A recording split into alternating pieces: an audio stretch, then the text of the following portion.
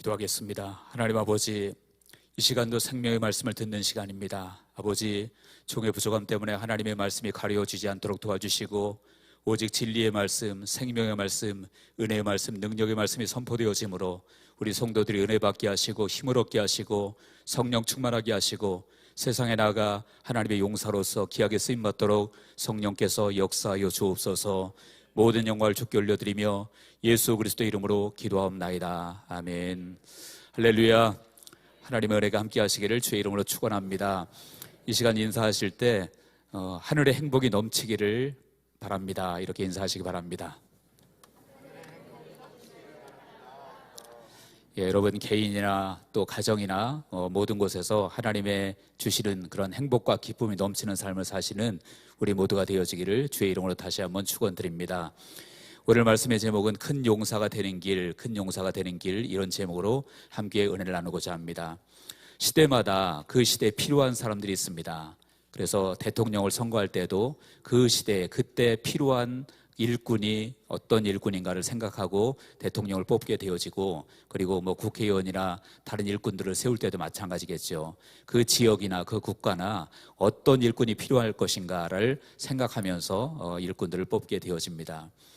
어떤 경우는 경제가 나라가 어려우면 경제를 잘 이끌 수 있는 그러한 리더를 뽑게 되어지게 되겠고, 또 나라의 국방이 어려우면 국방을 잘 책임질 수 있는 그런 리더를 뽑게 되어져 있고, 또 나라가 분열되어 있으면 그 나라를 통합시킬 수 있는 리더가 누구인지를 생각하고 아마도 리더를 뽑게 되어질 것입니다.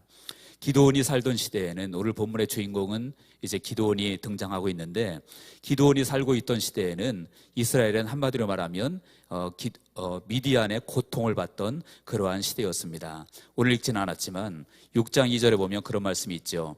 사사기 6장 2절에 보니까 미디안의 손이 이스라엘을 이긴지라, 이스라엘 자손이 미디안으로 말미암아 산에서 옹덩이와 굴과 산성을 자기를 위하여 만들었으며, 이렇게 말하고 있습니다. 그래서 그 당시에 이제 이스라엘 백성들이 미디안의 고통을 당하면서 굉장히 큰 어려움에 처해 있던 그러한 시대였습니다. 그렇다면 여러분, 그 시대에 누가 필요하겠습니까? 그 시대에 필요한 사람은 바로 이 미디안의 압박으로부터 그 민족을 지켜주고 그들과 싸워서 이겨서 이스라엘 백성들을 구원해 줄 수 있는 용사, 그런 사람들이 필요한 시대였다라고 하는 것이죠.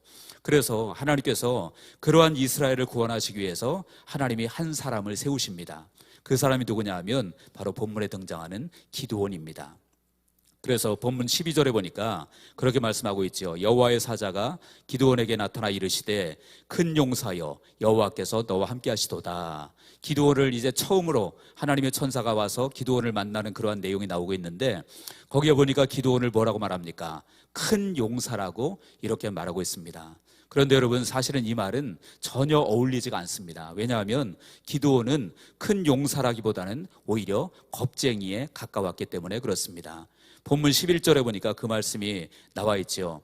여호와의 사자가 아비에셀 사람 요아스에게 속한 오브라에 이르러 상수리 나무에 앉으니라. 마침 요아스의 아들 기드온이 미디안 사람에게 알리지 아니하려 하여 밀을 포도주 틀에서 타작하더니, 이렇게 나와 있습니다. 기드온이 이제 밀을 타작하는데 어디에서 타작하냐 하면, 밀을 타작하려면 당연히 밀을 타작하는 그곳에서 타작을 해야 되는데 포도를 타작하는 포도주 틀에서 타작했다라고 말하고 있습니다. 그 이유가 뭐냐 하면 미디안 사람들에게 알리지 아니하려 하여, 다시 말하면 그들에게 들켜서 그것을 빼앗길까 봐 그들 몰래 밀을 포도주 틀에서 그렇게 타작하고 있다라고 하는 것입니다. 이것을 볼 때 이 기드온은 큰 용사는커녕 오히려 겁쟁이에 가까웠다라고 볼 수 있는 것입니다. 그럼에도 불구하고 왜 하나님께서는 그 천사를 보내서 기드온을 큰 용사라고 이렇게 말씀하고 있는 것일까요? 그것은 바로 하나님께서 그를 큰 용사로 만들 계획을 갖고 계시고, 그리고 실제로 그렇게 해 나가실 것이기 때문에 그렇습니다. 그래서 오늘 본문에 쭉 보면 이제 하나님께서 기드온을 어떻게 큰 용사로 만들어 가고 있는지를 잘 보여주고 있습니다. 그렇다면 여러분, 우리에게도 마찬가지입니다. 지금 이 시대에, 우리가 살고 있는 이 시대에 어떤 사람이 필요하겠습니까? 물론 경제나 정치, 국방 여러 가지를 잘하는 사람들이 많이 필요하겠지만 영적으로 볼 때는 지금 우리 민족 가운데는 영적인 큰 용사가 필요한 줄로 믿습니다. 왜냐하면 영적으로 이 민족이 너무나도 어둡고 혼탁한 그런 시대이기 때문에 그렇습니다.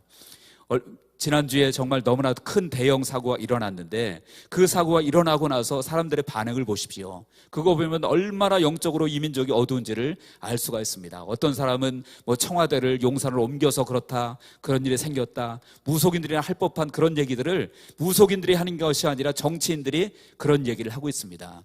어떤 사람은 대통령의 멘토라고 하는 사람이 오히려 지금 좋은 기회가 왔다 이렇게 얘기하는 그런 어처구니 없는 그런 말을 하는 사람들도 있습니다. 그래서 더 나가서 우리가 늘 기도하는 것처럼 차별금지법을 만들어서 이 나라의 복음을 무너뜨리고 그리고 하나님의 말씀의 진리를 무너뜨리고 가정을 무너뜨리려는 그러한 악법을 아무것도 아닌 것처럼 그것을 만들려고 시도하는 시기가 바로 지금의 시기라는 것입니다. 그렇기 때문에 지금 이 시대가 누가 필요하냐, 물론 세상적으로 똑똑하고 잘난 사람도 필요할 수 있겠지만 영적인 하나님의 용사가 필요한 줄로 믿으시기 바랍니다. 그리고 영적인 용사되는 그런 교회가 필요한 줄로 믿습니다. 그래서 저와 여러분들 모두가, 그리고 우리 양문교회가 이 어려운 시대에서 영적인 하나님의 큰 용사가 되어지기를 주의 이름으로 간절히 축원드립니다. 그렇다면 기도원이 이제 어떤 과정을 거쳐서 영적인 하나님의 큰 용사가 되었는지를 보면서 우리가 어떻게 하면 큰 용사가 될 수 있는지를 몇 가지로 한번 살펴보려고 합니다. 첫 번째는 하나님의 큰 용사가 되는 것은 임마누엘, 즉 하나님께서 함께 하시는 은혜를 누릴 때에 우리는 하나님의 큰 용사가 되어지는 것입니다. 본문 12절에 보니까 큰 용사여 여호와께서 너와 함께 하시도다. 그 뒷부분에 큰 용사라고 말씀하시면서 여호와께서 너와 함께 하신다. 다시 말하면 이 기도원은 아까도 말씀드렸지만 겁쟁이에 불과했었지만 그가 큰 용사가 되는 가장 첫 번째 중요한 길은 무엇이냐? 바로 여호와께서, 하나님께서 함께 하시는 임마누엘의 은혜가 있을 때 그가 큰 용사가 될 수 있다라는 거예요. 그래서 여호와께서 너와 함께 하신다, 이렇게 하나님의 천사가 말씀하고 있는 것입니다. 그리고 나서 그에게 사명을 주시죠. 14절에 보니까 기드온에게 사명을 주는데 뭐라고 줍니까? 여호와께서 그를 향하여 이르시되 너는 가서 이 너의 힘으로 이스라엘을 미디안의 손에서 구원하라. 내가 너를 보낸 것이 아니냐.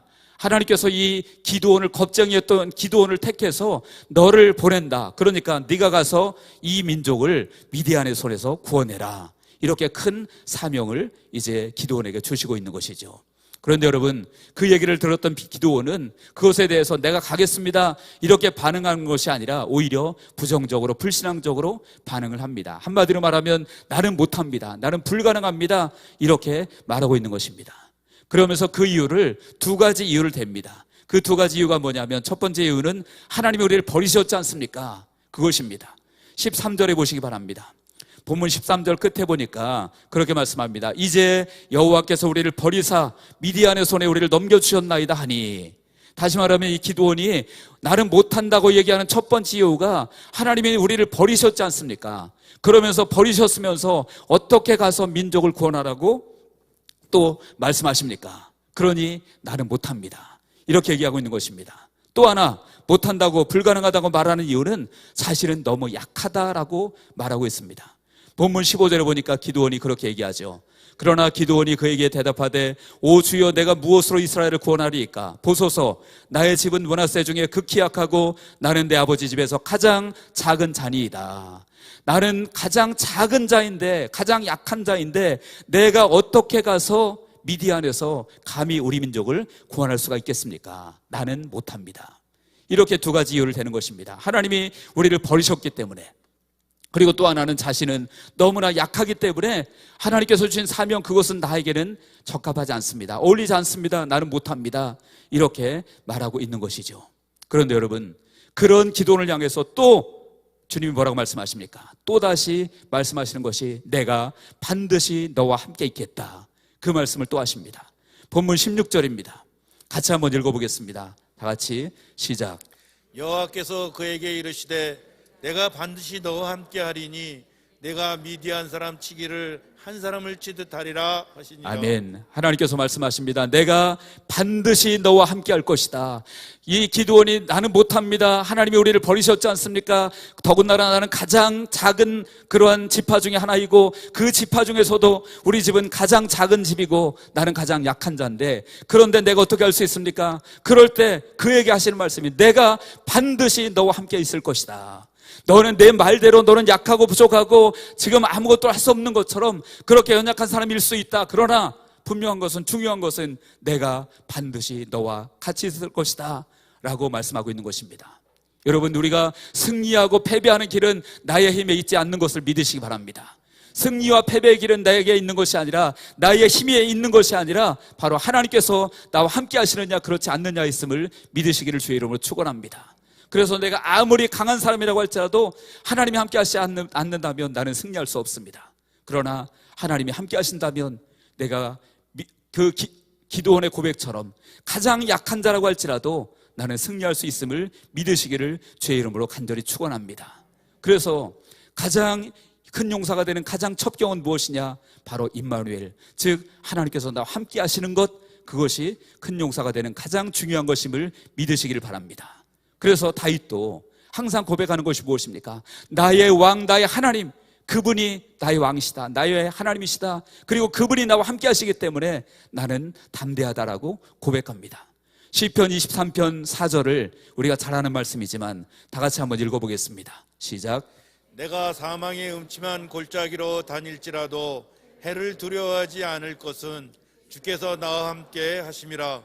주의 지팡이와 막대기가 나를 안위하시나이다. 아멘. 내가 사망의 음침한 골짜기로 다닐지라도 해를 두려워하지 않을 것은, 실제로 이 다윗은 사망의 음침한 골짜기를 수없이 많이 걸었지요. 사울왕이 죽이려고 쫓아다녔고 수없는 죽음의 위협이 그를 둘러싼 일이 한두 번이 아니었습니다. 그럼에도 불구하고 이 다윗은 고백하는 것이, 내가 사망의 음침한 골짜기로 다닐지라도 해를 두려워하지 않을 것은, 그 뒤에가 뭡니까? 주께서 나와 함께 하심이라. 주의 지팡이와 막대기가 나를 안위하시나이다. 여러분, 임마누엘이 있으면 승리할 줄로 믿으시기를 주의 이름으로 축원합니다.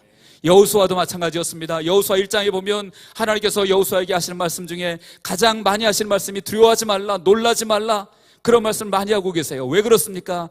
여호수아의 마음에 모세도 죽었지요. 정말 너무 막막하고 적군은 너무나 많고, 그래서 두려움에 떨고 있는 그에게 하나님께서 말씀하시는 것이 여호수아 1장 9절에 보니까 내가 내게 명령한 것이 아니냐, 강하고 담대하라, 두려워하지 말고 놀라지 말라, 내가 어디로 가든지 내 하나님 여호와가 너와 함께하느니라 하시니라. 여러분, 뭐라고 말씀하고 있어요? 내가 내게 명령한 것이 아니냐, 강하고 담대하라, 두려워하지 말고 놀라지 말라, 내가 어디로 가든지 내 하나님 여호와가 너와 함께하느니라. 여러분, 주의 말씀임을 믿으시기 바랍니다. 그래서 우리가 큰 용사가 되는 가장 중요한 길은 내가 지혜를 많이 쌓고 용기를 쌓고 무예를 닦는 것이 아니라 바로 하나님이 나와 함께 하시느냐, 거기에 따라 큰 용사가 될 수도 있고 아닐 수 있음을 우리는 기억해야 되는 것입니다. 그래서 저와 여러분들 모두가 임마누엘, 즉 하나님이 함께 하시는 은혜를 붙들고 하나님의 큰 용사로 쓰임받는 믿음의 일꾼 되어지기를 주의 이름으로 축원드립니다. 두 번째입니다. 우리가 큰 용사가 되는 길은 무엇일까요? 그것은 바로 내가 먼저 헌신하고 결단해야만 되는 것입니다. 내가 먼저 헌신하고 결단해야 됩니다. 본문 25절, 26절을 같이 한번 읽어보도록 하겠습니다. 시작.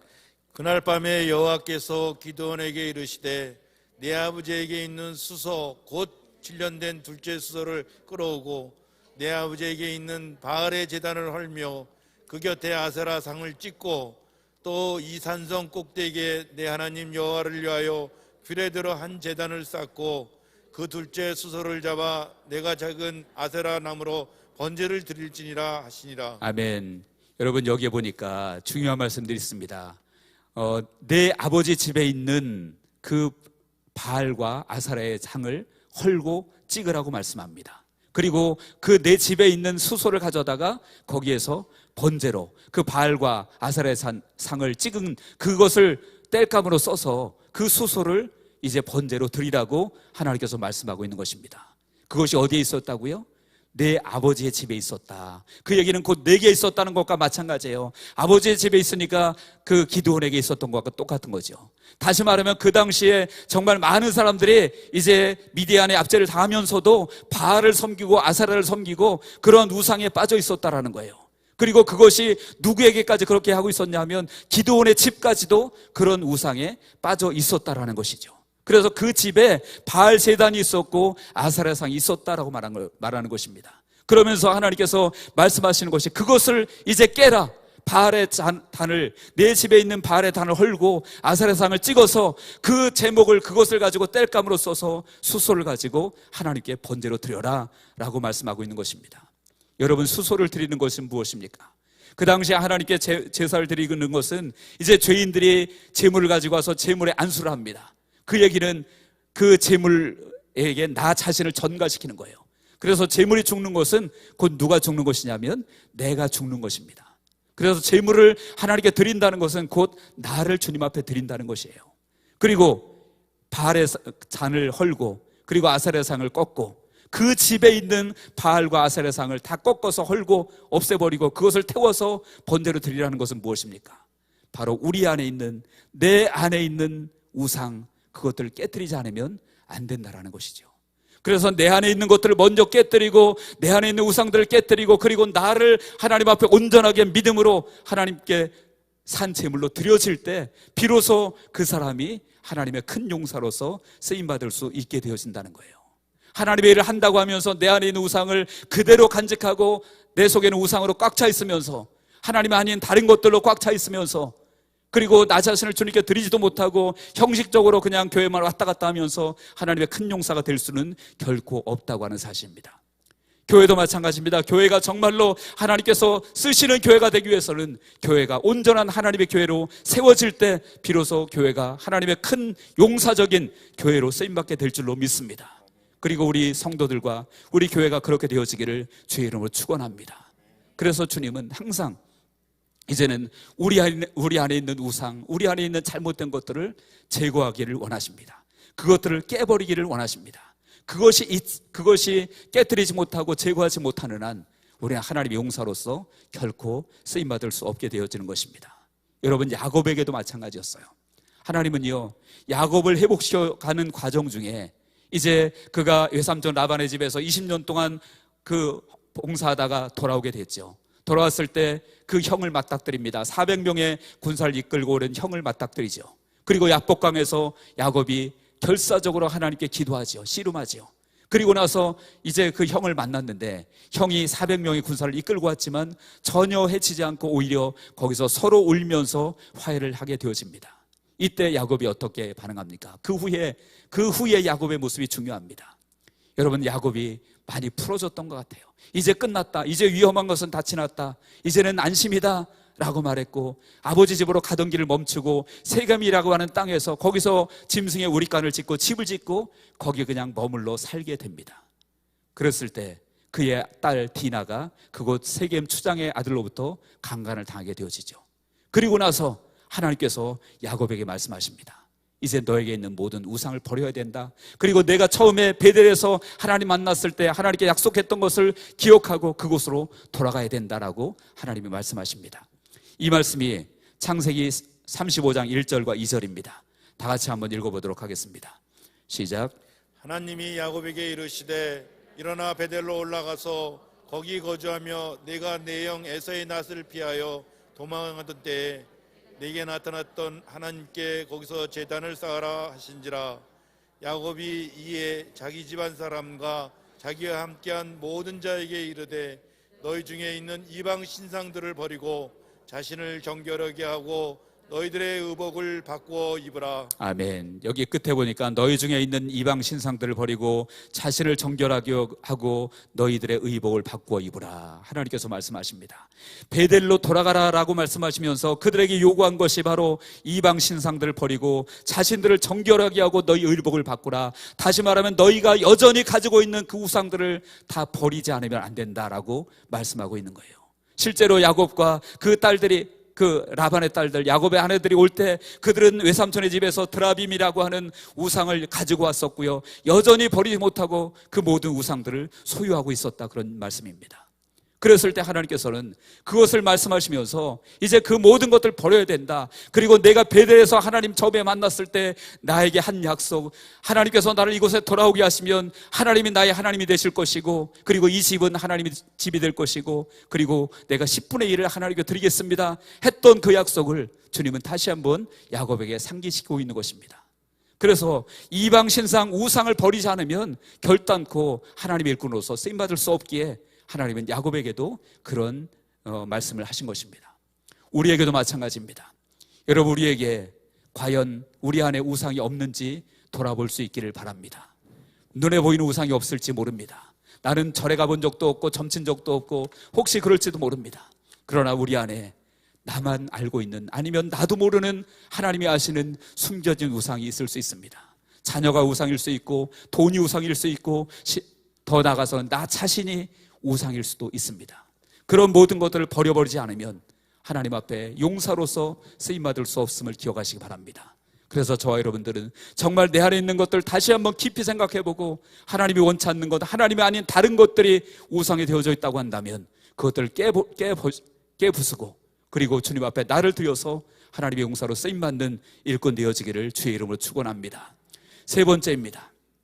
우리가 하나님의 용사로서 쓰임받을 수 있는 세 번째는 성령의 기름 부으심이 있어야만 합니다. 성령님의 강력한 기름 부으심을 받을 때 우리가 하나님의 용사로서 쓰임받을 수 있는 것입니다. 오늘 본문에 읽진 않았지만 34절과 34절을 보시기 바랍니다. 34절에 보니까 그렇게 말씀합니다. 여호와의 영이 기드온에게 임하시니 기드온이 나팔을 불매 아비에셀이 그의 뒤를 따라 부름을 받으니라. 여호와의 영이 기드온에게 임했다라고 말합니다. 성령님이 그에게 임했다라는 거죠. 여러분, 하나님은 기드온을 큰 용사라고 말씀하셨지만 사람들이 보기에는 여전히 기드온은 그냥 겁쟁이일 뿐입니다. 그런데 그런 기드온을 누가 따를 수가 있겠습니까? 더군다나 죽음을 위협쓰고 미디안과 싸우러 갈 때에 누가 기드온을 따를 수 있겠습니까? 겁쟁이 기드온을 누가 따르겠습니까? 따를 수가 없겠죠. 그런데 기드온에게 성령이 임하니까 사람들이 그를 따르기 시작합니다. 34절 하반절에 보니까 아비에셀이 그의 뒤를 따라 부름을 받으니라. 그리고 35절에도 기드온이 또 사자들을 온 므낫세의 두루 보내매 그들이 모여서 그를 따르고, 또 사자들을 아셀과 스불론과 납달리에 보내매 그 무리도 올라와 그를 영접하였더라. 그러니까 성령이 기드온에게 임하니까 기드온이 가서 부르는 사람들마다 거부하지 아니하고 다 기드온을 따르고 있게 되어진 것입니다. 무엇입니까? 큰 용사가 되는 것은 나의 힘으로, 나의 용기로, 나의 결단으로 되어지는 것이 아니라 성령께서 임하실 때, 성령께서 기름 부으실 때 그 사람이 큰 용사가 될 줄로 믿으시기를 주의 이름으로 축원합니다. 그래서 스가랴 4장 6절 7절에 큰 산아 내가 무엇이냐, 내가 스룹바벨 앞에서 평지가 되리라. 이는 힘으로 되지 않고 능력으로 되지 않고 나의 영으로 되느니라. 스가랴 선지자가 이제 성전 건축이 지지부진했을 때에 스룹바벨을 통해서 그 성전 건축이 이루어질 것을 예언적으로 말씀하고 있는 것입니다. 그래서 스룹바벨이 이제는 큰 산들을, 장애물들을 평지로 만들어버리고 하나님의 성전을 지을 텐데 그것이 그냥 되는 것이 아니라 이는 힘으로 되지 않고 능력으로 되지 않고 나의 영으로 되느니라 라고 말씀하고 있는 거예요. 다시 말하면 성령으로 된다라고 말씀하고 있는 것입니다. 그래서 성령님이 임할 때, 성령의 기름 부음이 있을 때 사람들이 그를 따르게 되어졌고 기드온은 큰 용사로서 쓰임받게 되어진 것입니다. 에스겔 37장에도 마찬가지입니다. 여러분들이 잘 아는 말씀이 나와 있습니다. 거기에 보면 그 골짜기에 메마른 뼈들이 가득했죠. 그 메마른 뼈들이 가득했지만 전혀 소망 없고 힘도 없고 아무 능력도 없는, 생명도 전혀 없는 그러한 메마른 뼈들이었지만 그 메마른 뼈들에게 이제 에스겔이 대언해서 거기에 하나님의 생기가 들어가니까 어떻게 되어졌습니까? 그 메마른 뼈들이 일어나서 하나님의 큰 군대가 되었다라고 말씀하고 있는 것입니다. 그러니까 메마른 뼈들도, 시체도 아무것도 할 수 없는 그런 존재들이라고 할지라도 하나님의 생기, 성령님이 들어갈 때 하나님의 큰 군대가 되어진 것입니다. 저 여러분들에게도 마찬가지를 믿습니다. 여러분들 중에 혹시 나는 메마른 뼈와 같이 소망도 없고 힘도 없고 능력도 없고 나는 주님을 위해서 아무것도 할 수 없는 것처럼 느껴지는 분들도 있을 수도 있습니다. 저도 목사지만 때로는 그런 생각을 할 때도 있습니다. 그런데 여러분, 분명한 것은 그 말이 사실일 수 있습니다. 내 힘으로는 아무것도 할 수 없을 수도 있습니다. 그러나 하나님의 성령께서 우리 가운데 기름 부음 주시면 우리는 놀라운 하나님의 용사로 세워질 줄로 믿으시기를 주의 이름으로 축원합니다. 그래서 예수님의 제자들도 마찬가지였어요. 그들도요, 예수님이 십자가에 달려 죽으시고 난 다음에 무서워서 다 방문 걸어잠그고 숨어 있었던 그 제자들이었습니다. 그런데 그들이 오순절에서 성령을 기름 부음 받고 나서 어떻게 되어졌습니까? 하나님의 용사 같은 증인이 되어졌습니다. 용사 같은 증인이 되어져서 죽음을 두려워하지 아니하고 사람들이 협박하고 위협해도 우리가 하나님 앞에서 너희 말 듣는 게 옳겠냐, 하나님의 말씀 듣는 게 옳겠느냐라고 말하면서 조금도 복음 전하는 것을 주저하지 아니하고 담대히 용사처럼 그렇게 살았던 것입니다. 무엇 때문에 그렇습니까? 그들이 갑자기 용기가 생긴 것인가요? 아닙니다. 성령께서 그들에게 임하셨기 때문인 줄로 믿습니다. 그래서 우리에게도 하나님의 성령의 기름 부음 받으면 우리도 하나님의 큰 용사가 될 수 있음을 믿으시기 바랍니다. 지금 내 모습이 너무나 작고 초라해 보인다고 할지라도 여러분들 그런 분이라면 더더욱 성령님의 기름 부으심을 구하시기를 주의 이름으로 축원합니다. 그럴 때 하나님의 큰 용사가 되어지는 것입니다. 마지막입니다. 하나님께서 우리가 하나님의 큰 용사로 쓰임받기 위해서 중요한 것은 무엇이냐면 하나님이 나를 세우셨다는 확신을 가지는 것이 중요합니다. 본문 36절에서 40절에 보면 기드온이 이제 하나님께 표징을 요구합니다. 하나님께서 정말로 하나님이 나를 보내신 것이 맞고 나를 쓰시는 것이 맞다고 한다면 나에게 증표를 주십시오. 그러면서 요구를 하는 것이 여러분들은 너무나 잘 아는 양털 뭉치와 이슬에 관한 표징을 요구합니다. 그래서 양털 뭉치를 갖다 놓고 하나님이 정말로 나를 보내신 것이 맞고 나를 통해서 하나님의 일을 하시는 것이 맞다면 이 양털 뭉치에만 이슬이 내리고 다른 땅에는 이슬이 안 내리도록 해주십시오. 그랬더니 하나님께서 그대로 해주십니다. 그랬는데도 이 기드온이 확신을 갖지 못하고 또다시 요구하죠. 하나님, 이번엔 반대로 이 양털 뭉치에만 이슬이 안 내리고 다른 데는 다 이슬이 내리게 해주십시오. 그랬더니 하나님이 또 그대로 해주십니다. 여러분, 얼핏 보면 믿음이 없는 행동처럼 그렇게 보여집니다. 또 실제로 그럴 수 있습니다. 그런데 하나님은 그에게 믿음 없다고 책망하지 않으셨습니다. 책망하지 아니하시고 그가 기도한 그대로 하나님은 그의 기도를 들어주셨다라는 거예요. 왜 그랬을까요? 확신이 그만큼 중요하기 때문에 그렇습니다. 물론 우리가 그냥 주님이 말씀하시면 그대로 믿어버리고 믿음이 생기고 그래서 그대로 행하면 더욱더 좋겠지만, 그러나 믿음이 없는데 있는 척하고 그러는 것보다는 차라리 하나님께 확신을 가지고 하나님께 구하는 것이 더 나을 줄로 믿습니다. 그래서 우리가 확신을 가지고, 그래서 믿음이 생긴 가운데 그 믿음을 가지고 나아가서 싸울 때 하나님의 큰 용사로 우리는 쓰임받을 수 있게 되어지는 것입니다. 그래서 바울도 늘 그가 고백한 것이 로마서 1장 1절에 보니까 예수 그리스도의 종 바울은 사도로 부르심을 받아 자신이 사도로 부르심을 받았다고 확신에 차게 계속해서 강조하고 있습니다. 왜 그랬냐 하면 수많은 사람들이 그는 사도가 아니라고 그렇게 주장을 했기 때문에 그렇습니다. 갈라디아서 1장 15절에도 그러나 내 어머니의 태로부터 나를 택정하시고 그의 은혜로 나를 부르시니가, 나는 하나님께서 어머니의 태로부터 나를 택하셨고 그 은혜로 나를 사도로 부르셨다고 확신을 갖고 이야기하고 있는 것입니다. 그것이 중요하기 때문에 그렇습니다. 여러분, 우리에게도 마찬가지입니다. 저와 여러분들 누가 세우셨습니까? 하나님이 세우신 줄로 믿으시기 바랍니다. 그래서 하나님이 세우셨기에 그 확신 가지고 믿음으로 나아가야, 그래야만 비로소 하나님의 큰 용사로 우리가 쓰임을 받을 수 있게 되어지는 것입니다. 사랑하는 성도 여러분, 이제 말씀의 결론을 맺으려고 합니다. 서두에도 말씀드렸지만 지금 이 시대 우리 민족 가운데는 하나님의 큰 용사가 되는 성도가 필요한 줄로 믿습니다. 그리고 하나님의 큰 용사가 되는 교회가 필요한 시대인 줄로 믿습니다.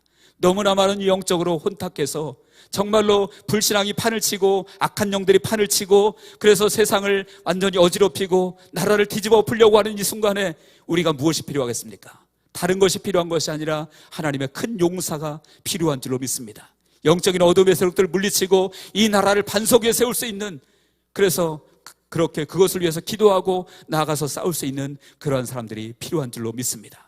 그러기 위해서 우리에게 중요한 것, 임마누엘의 은혜를 누려야 될 줄로 믿습니다. 임마누엘 누리지 못하면 아무것도 할 수 없습니다. 내가 아무리 강해도 임마누엘 누리지 못하면 아무것도 할 수 없습니다. 하나님 우리와 함께 하십니다. 그 은혜를 누리는 우리가 되어지길 바랍니다. 그리고 내가 먼저 헌신하고 결단하고 나를 하나님께 드리고 내 안에 있는 우상들을 깨뜨려 버릴 때, 그럴 때 비로소 하나님의 용사로 우리는 쓰임받을 수 있는 것입니다. 그리고 성령의 기름 부으심을 구하시기 바랍니다. 그냥 나는 못해요 하고 포기하는 것이 아니라 성령님께서 내게 역사하시면, 기름 부어주시면 나는 무엇든지 할 수 있다는 믿음을 가지고 성령의 기름 부음 받고, 그리고 하나님이 나를 세우셨다는 확신 가지고 믿음으로 담대히 나갈 수 있는 우리 모든 성도인들 되어지길 바랍니다. 그래서 우리 성도들이, 그리고 우리 교회가 이 시대에 정말로 하나님의 용사로 쓰임받는 우리 모든 성도, 그리고 우리 교회가 되어지기를 주의 이름으로 간절히 축원합니다. 기도하겠습니다. 하나님 아버지, 우리가 정말 기도원처럼 작고 부족하고 겁 많은 저희들입니다. 그러나 아버지 하나님께서 우리를 하나님의 용사로 쓰기를 원하시는 것을 믿습니다. 아버지 하나님이여, 저희들이 정말로 하나님의 도움으로, 하나님의 능력으로, 함께 하시는 주님의 은혜로, 아버지 하나님 우리를 자신을 하나님께 드림으로, 우상을 깨뜨림으로, 성령 기름 부음으로 말미암아 하나님의 큰 용사들이 다 될 수 있도록, 그리고 우리 그런 교회가 될 수 있도록 성령께서 역사하여 주옵소서. 모든 영광을 주께 올려드리며 예수 그리스도 이름으로 기도하옵나이다. 아멘.